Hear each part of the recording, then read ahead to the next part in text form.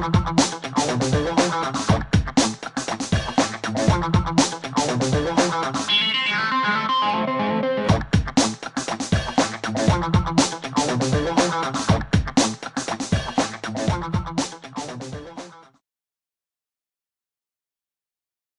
amateur radio service is a radio service that basically invented radio.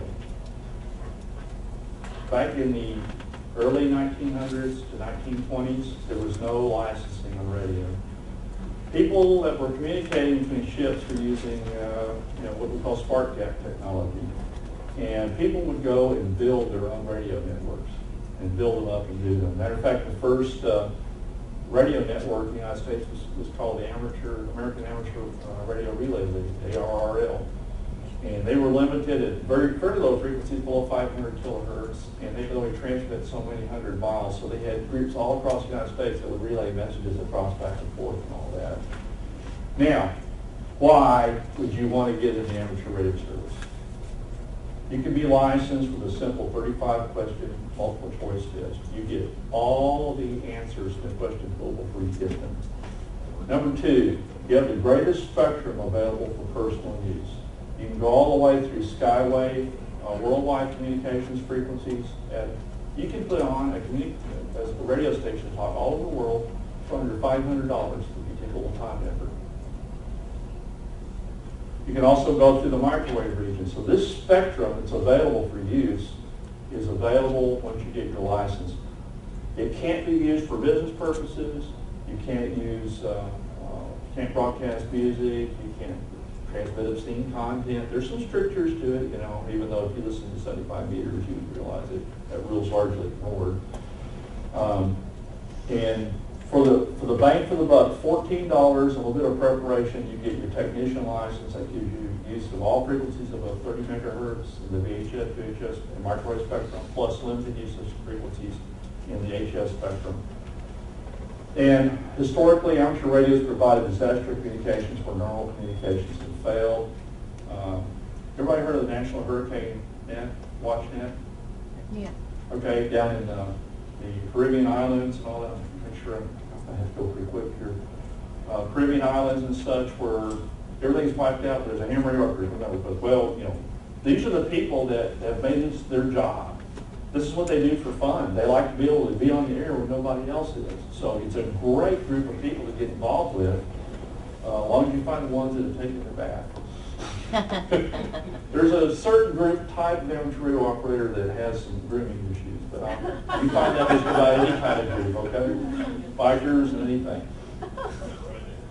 So amateur radio provides you enormous flexibility in frequencies and equipment. And you don't have to do much to get on any frequencies you want to do as long as you're not interfering with somebody else. There's some restrictions on repeaters because of the agreements, but there's no licensing involved in licensed repeater stations. Amateur operators are cheap, aren't they? How cheap are amateur radio operators? They're real cheap. So they like to do things on a budget. They like to improvise. They like to take this part and that part, put it together and see how it works. They're experimenters. They like to come up with solutions with what they have on hand and the minimum amount of effort. So they kind of sound like the kinds of things that survival people want to do or preparedness people want to do. Okay, the neat thing about it, you can use emission types that go from code. Everybody remember Independence Day? How did we defeat the aliens? How did they get the message out to the rest of the world? Morse code. Why? It's simple. It's an arcane method of communication. It's highly effective. It works when nothing else works. Not everybody likes to do it. You don't have to know code to get your license now, but some people get their license and they learn it and enjoy it. And if you can't do anything else, you can build a code transmitter from hand. You can take an old radio in your house and build a transmitter out of it if you have a little bit of knowledge after working with radio for a few years. To complex state-of-the-art bandwidth data transmissions. You can build your own mesh networking networks, TCP/IP networks, and amateur radio using amateur radio frequencies. So there's really no limit depending on the amount of expertise that you can leverage and put into it. There's some limitations. You can't run encryption. There's one exception, that's telecommand to amateur satellite. There are satellites that amateurs put up and use to communicate from space to Earth and back and forth. but you can talk to a satellite and encrypt your telecommand messages to that. You can't use content meant to obscure the meaning or identity communication, so you have to use your call signs once every 10 minutes. But people use ham radio to talk about, well, I'm going to location 1, or I'm going to my destination. There's ways around about what you're talking about that you don't have to pull on everything. I know I like to listen in and try to figure out what's going on sometimes, so I'm kind of snoopy. I like to listen in on radio. Newer technologies from public designs may embed the identification of emissions. That means if you have a D-Star radio like this, which is an amateur version of the newer digital emission protocols, it just sounds like noise when you don't have to say your voice on there to say you are. It's just identifies by the emission. So that means that only these kind of radios really know who it is. That's kind of a neat thing when you're trying to send data and stuff like that. And here's the real gem of this whole thing. Amateur radio provides the greatest flexibility in planning and capability for most cases of personal disaster communications. You're going to find other hams that are interested. Your own group, you don't have to coordinate with other amateur radios if you don't want to, operators.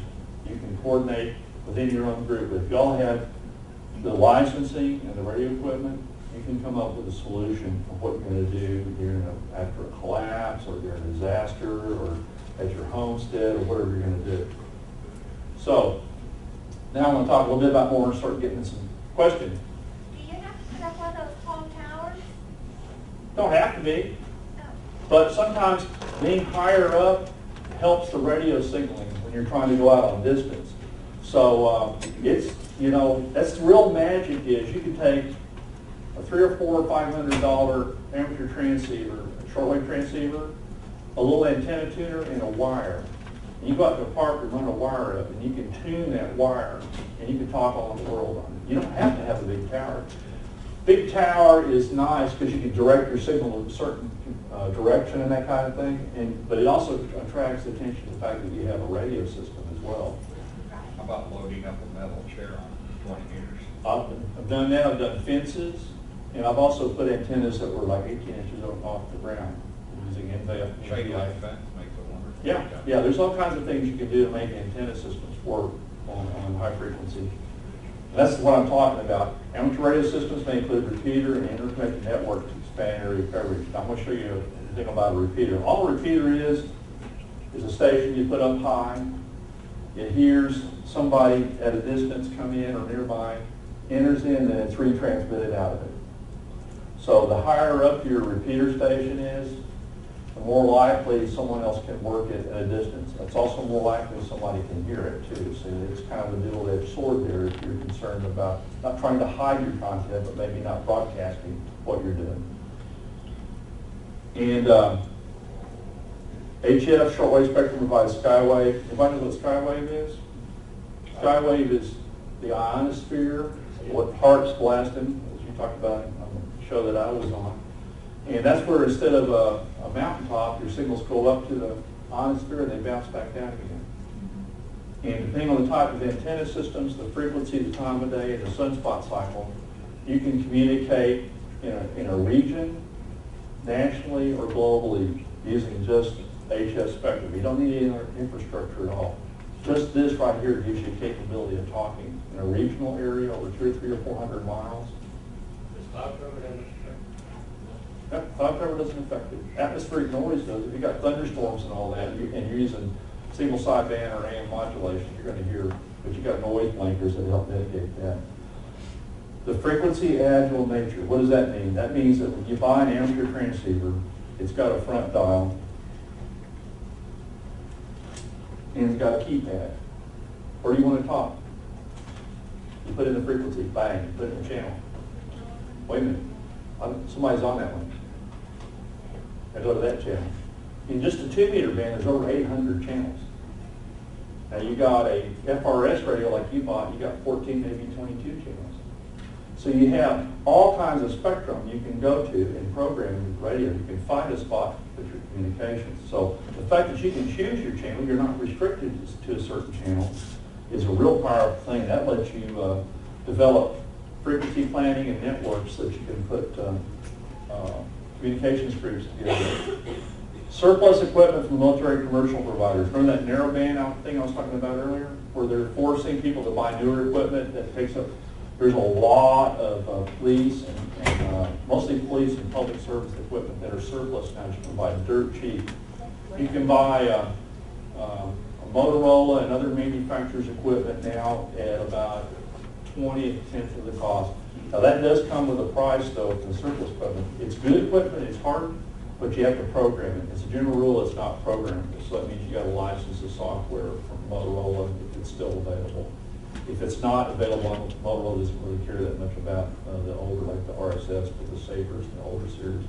But you can buy really rugged, well-built equipment for pennies on the dollar. You do have to have the expertise to learn how to program and stuff. That's one of the links I have in my handout right now too. Any questions on amateur radio service so far?